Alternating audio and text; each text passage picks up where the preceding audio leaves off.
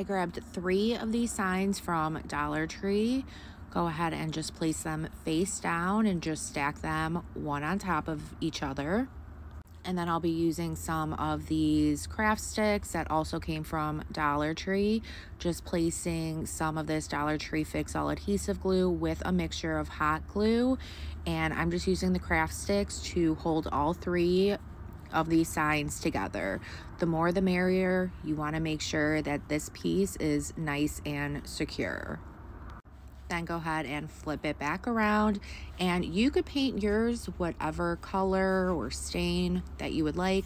I'm using Waverly chalk paint in the color ink, and you'll see me start spraying something. That is just some water.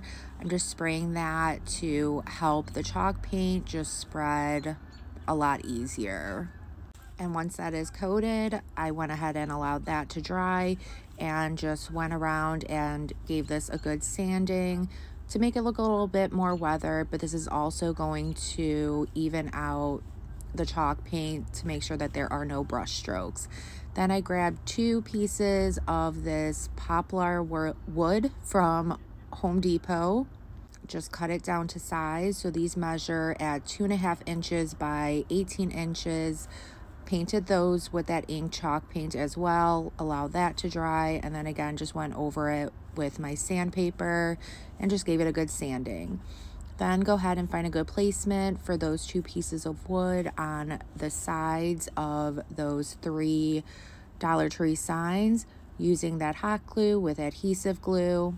Went ahead and placed that down and flipped it back upside down, and for that extra support I did end up using some wood screws to hold this all together.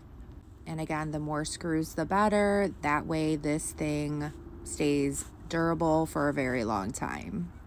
Then I grabbed some of these handles, also came from Home Depot. Found a good placement for them on top of those 2 small wood pieces and just screwed those right in. I then just made this stencil off of my Cricut machine.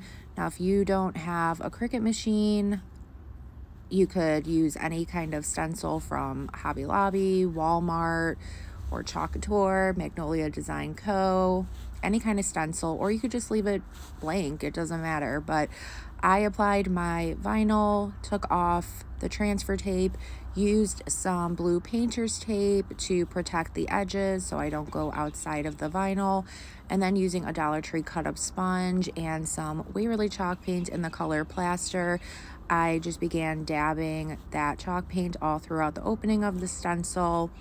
I did load my dabber and then unload some of it, so there is a thin amount of the chalk paint on my sponge.